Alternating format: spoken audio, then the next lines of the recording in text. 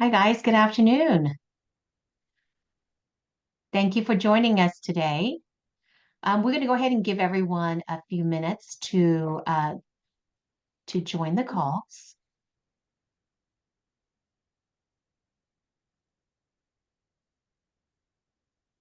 So, Michael and Cassidy, where are you guys located? We are in Denver, Colorado. Oh, wonderful. Still snow? We just had some last night. Oh my And we're going goodness. to get to about another 3 to 5 inches this weekend. Nice. And We're then, about to plant flowers over here. So oh, nice. Where are you at, Mimi? I'm in Texas. I'm in North Dallas area. Okay, yeah. So it's nice there, isn't it? Yeah, it is. Yeah. Cassidy, you're in Denver also? Yes. Yep. Yeah, and then we're back up to 70 degrees next week. So, Oh, of course. yep. Lovely Okay. We'll be Colorado. hitting, I'll be heading your way, Mimi, here probably in June in the Frisco area. Well, good. Yeah, I'm actually not very far from there. Tony and I both live north of that. Were you guys like in McKinney or something like that? Or, Yes, ding, ding, ding. Yeah, and Tony's a little further up in Van Alstyne area. okay.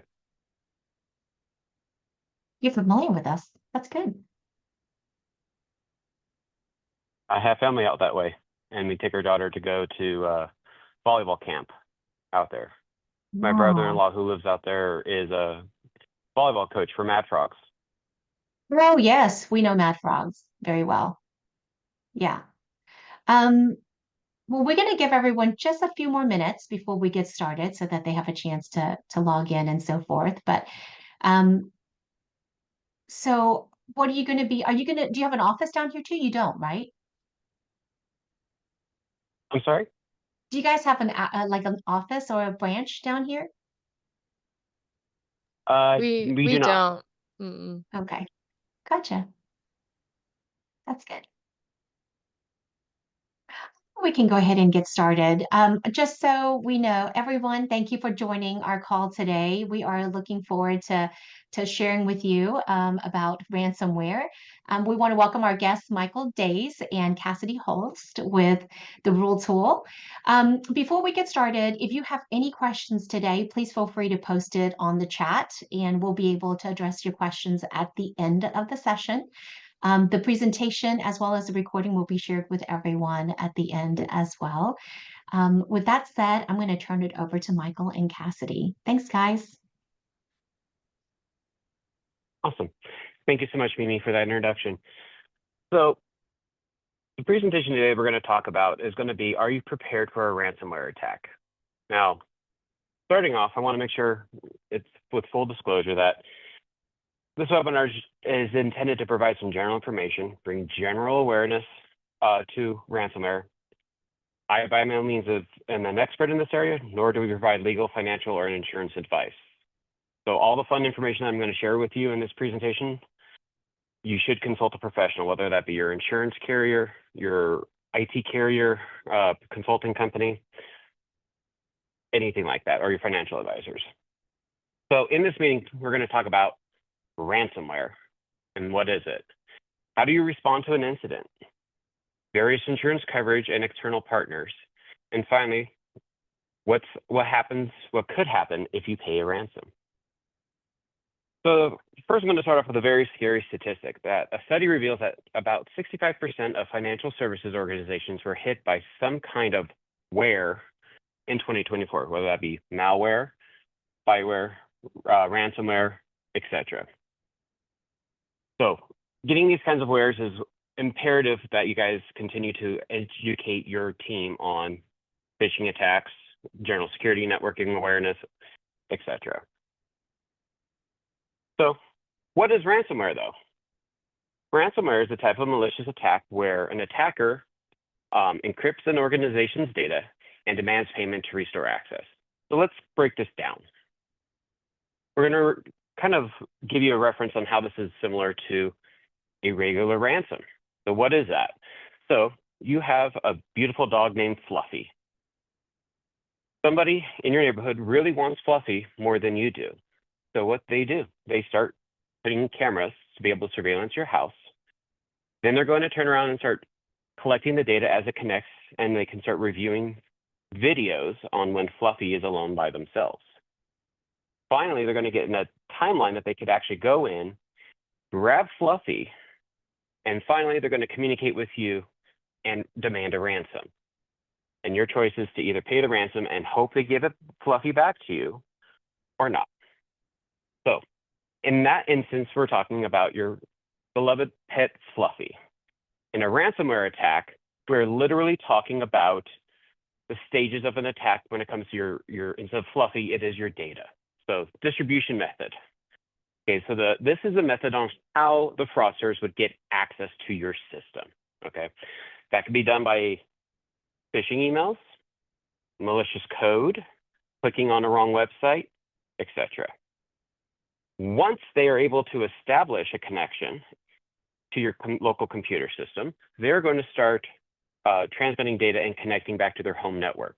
So that could be anywhere in the world. Okay. Once they have deemed that they know when people are actually on the device that they're using, they're going to start trying to give themselves administrative level access. So now they're monitoring Fluffy and figuring out exactly when you are going to be home and when they're not going to be home. They're going to see when people are on the computer systems and when they're not on the computer systems. Okay. And then again, while they're not on the computer systems, try to elevate and get administrative level access. Once they've collected enough data, they're going to execute their plan to attack and start encrypting your files.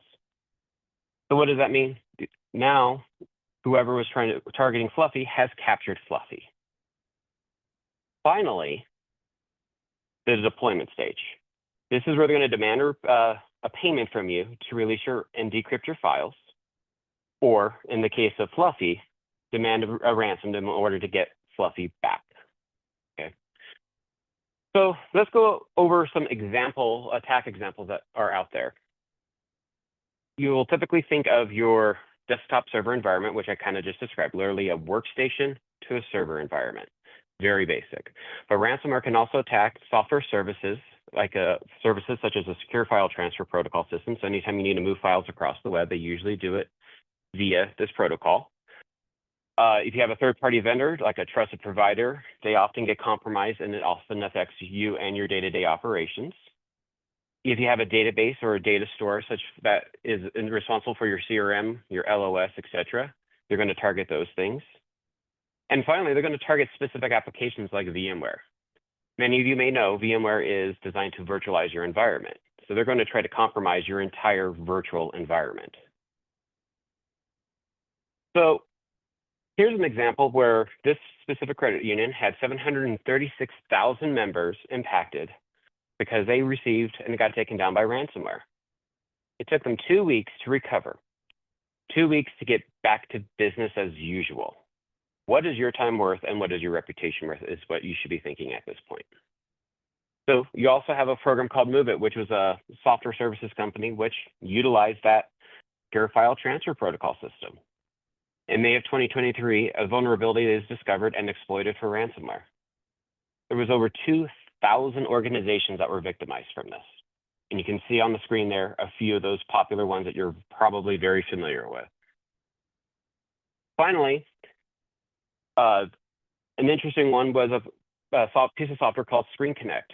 So Screen Connect allows a consulting company or a user to be able to remotely connect to their desktop with or without someone being in front of it. They were compromised in February of 2024. Okay, the vulnerability exploited thousands of customers. I don't even think they had a final number when it came down to it. But what happened was once the fraudsters were able to get into the system, they were able to start executing malicious code without even being on the user interface of your computer system. So they were doing it not like they were sitting in front of your desktop, but on the back end, and were able to compromise your computer systems. So that comes back to, what are these attackers really doing with this data once they get you compromised? Well, if you look at various Russian websites on the web, here's a list of people that are selling that information. They're selling it to other people once they have the ability to get in your system. There's another screenshot of the different companies being exploited that's not just US based. It's all over the world. But the worst part that you have is when you have them try to capitalize access to your system. So this is an attempt that they will do that's very similar to what Microsoft used to do back in the day. Microsoft used to send an email out to employees of a company stating they want you to turn them in for piracy or installing too many copies of a software that they're not licensed for, and gain monetary gains and give them a slice of the pie. Now, the fraudsters are emailing employees inside a company saying, put this USB drive in, click this link, and we'll give you a slice of the pie because we're going to take down your company. That's an internal threat, and it's very real.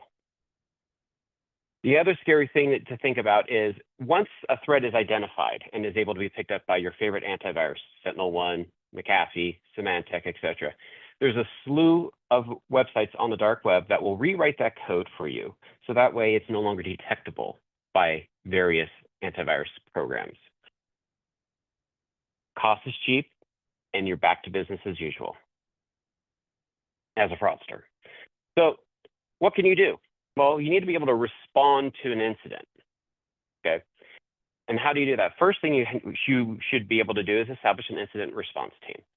The role of the incident response team is to establish policies and procedures to respond to events or emergencies that may impact the organization.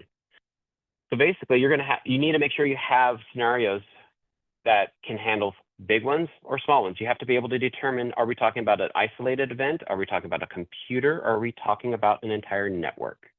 Those are two different various events, but there's many different options that are on the table. So the whole idea is to make sure you have an incident response team that can handle a variety of things.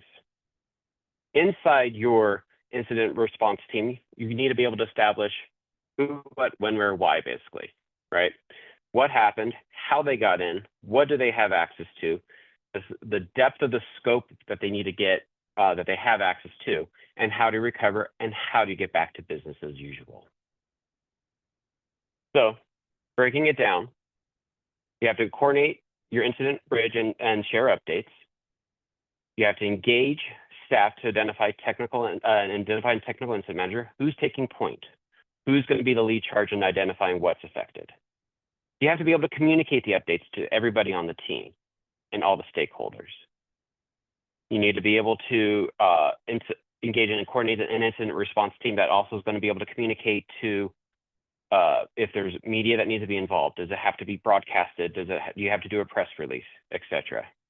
You have to be able to track accountability, your action items, and ensure the accountability of them. So in your incident response, you should have items that need to be done and completed. Finally, how do you get back to business as usual? What does that look like? How long is it going to take? So touching on the communication piece, internally, you need to ensure redundant communication for all incidences. Examples would be you need a WebEx or a team for day-to-day operations. You need to use Slack, Teams, or other various programs to be able to communicate incident response. And finally, business recovery facility as needed, which means if your primary site has to be completely shut down, how do you go to a secondary facility to get up and running? Those are things you got to focus on inside your incident response team internally. Externally, you need to be able to communicate the crisis communication plan. If there's any social media marketing, marketing acts as experts as talking points to media communications, etc. If you have a call center, where your reps on the phone are going to be able to communicate to the customers, because those will be the first people that get hit with phone calls and questions. You need to be able to communicate quickly, transparently, and effectively in all these areas. Now, from a security response perspective, you have to have a technical response plan. Staff needs to be able to respond 24/7, 365. Automated paging alert, security alerts. That could also be email notifications, systems in place that are monitoring for mass system changes, etc. Generally speaking, you should have about 30 minutes time to research, and then incident management is engaged. You have an idea, you should know what you're dealing with. Again, one computer or many computers. And finally, you need to have a playbooks that are defined for a wide range of incidences. What I haven't listed on here that I would tell you we're going to go over, you must practice these incidences, big and small, because the last thing you want to do is get into the middle of a threat and trying to respond, and nobody, not a single person, knows exactly what their role is supposed to be. You want to play it out regularly just so everybody is prepared, because it's not a matter of if, it's when. So what's your ransomware playbook should look like? It's going to go over, is it a big event, small event, who's affected, how they got in? Do you need to pull the internet plug on the entire network or on a single computer system? What are your means for remediation? How are you going to get back to business as usual? And how are you going to get there from point A to point B? And again, can't stress it enough, play out and pretend ransomware is attacks. Because again, that's the only way you're going to be able to get through the entire thing without any concern. So how do you respond to ransomware? Well, every incident is consistent with response policies facilitated by the incident management and your playbook. The response structure should ensures effective communication from technical staff all the way to senior management or a board if you have one. Documented playbooks guide you through the response process that are aligned with your incident response provider, streamlining the process if you need to engage them for a response. So if it's a small response and it's localized, take care of it. If it has to be involved where there's a lot larger scale involved, obviously your playbook should define when you have to engage what level of management. From a technology response, depending upon how quickly you know and how widespread your attack is, you can isolate or deactivate, recover or rebuild, real-time data or previous history. But you got to remember, the sooner you know, the quicker it is to isolate the issue.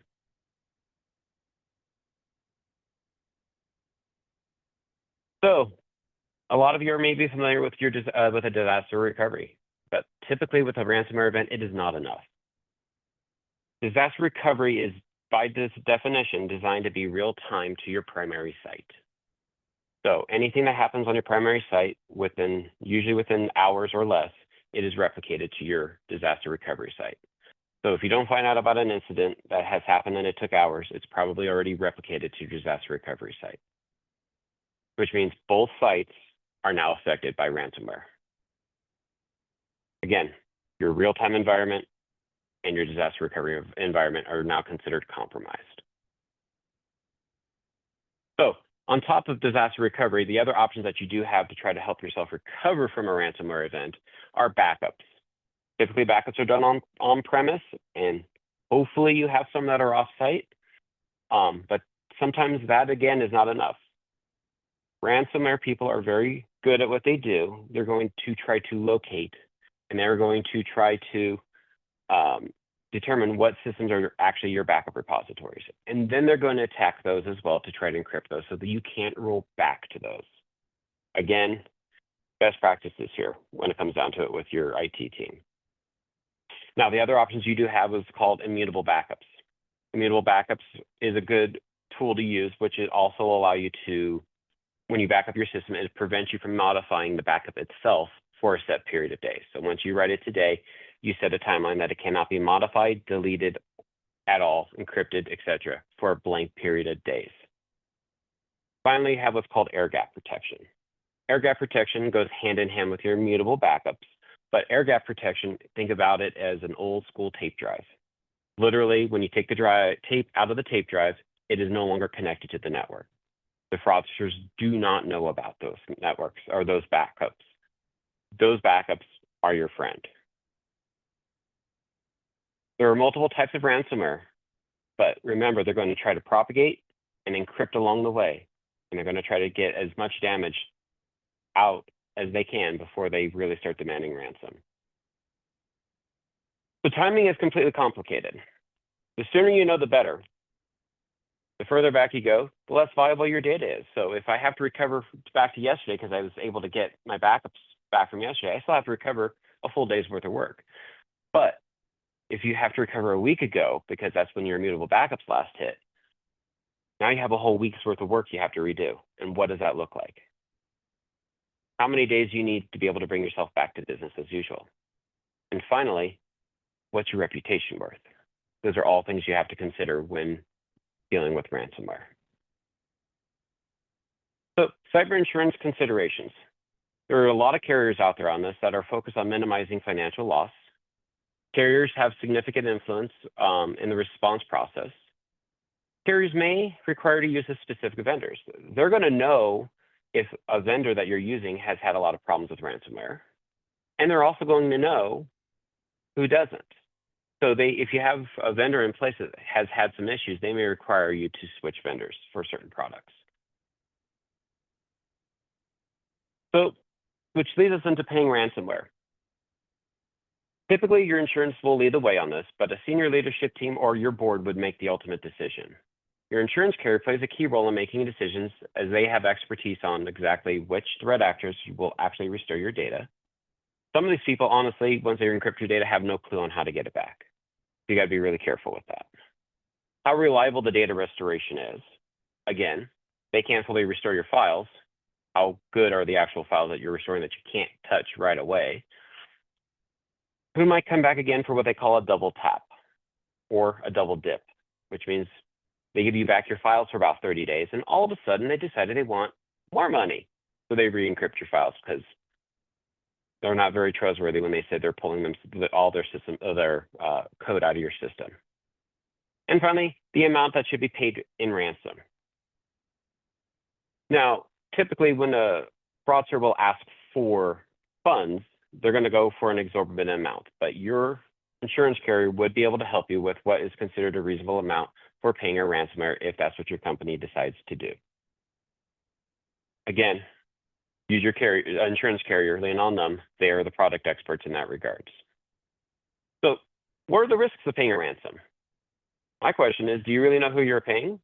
Is it some foreign national states engaging in ransomware to circumvent sanctions? Is it, will it even help? What's your reputation of your business worth? And finally, realistically speaking, 78% of companies who paid a ransom suffered from a second ransomware event, either a double dip or they didn't clean up their loophole that the first people got in, and then they got hit again. So just to summarize our presentation here, preparing for a ransomware attack, establish a plan in place of all types of ransom. Again, practice makes perfect. Notify and communicate with the insurance on how to proceed. Your insurance carrier will guide you along the way to be able to tell you all the details that you need to know. Communicate effectively internally and externally to your customers, internal customers and external, and make sure you keep your leadership staff informed along the way. Keep the communication going because there's a lot of steps between A and B. Finally, I'm a network manager here. My CEO asked me to give you this presentation. We really strongly encourage you to get with a qualified professional on how to handle ransomware in your specific setup. They're going to be your experts, as every network environment, as you can imagine, is probably going to be quite a bit different than mine, and they should be able to guide you in the right direction. I really appreciate your time. Thank you very much. Yeah, thank you so much, Michael. And I just wanted to hop on and say that we're representing the Rule Tool today. It's a guideline search engine where you can get access to agency guidelines and investor overlays instantly. So if you have any questions or if you're interested in learning more, please feel free to reach out to us at sales@take3tech.com. Yeah, thank you guys so much, and I'll hand it back to Mimi. Thank you, Michael and Cassidy. Appreciate the information you shared today. And we appreciate all the lenders for joining on today. If you have any questions, please reach out to Cassidy directly or reach out to your lender member advocate, and we'll be happy to connect you with the Roll Tool as well. Have a great afternoon, everyone.